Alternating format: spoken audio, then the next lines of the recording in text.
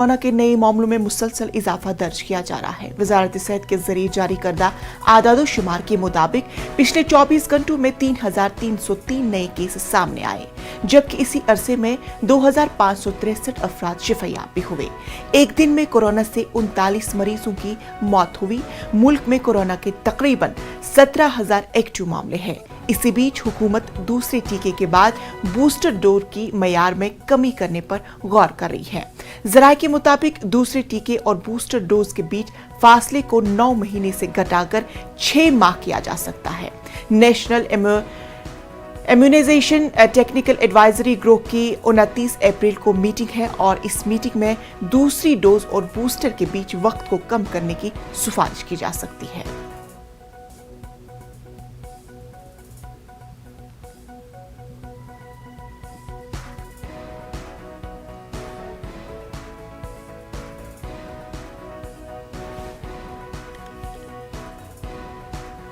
दिल्ली में एक बार फिर कोरोना के मामले तेजी से बढ़ रहे हैं। दिल्ली में 24 घंटों के दौरान कोरोना के 1,367 नए केसेस दर्ज किए गए हैं।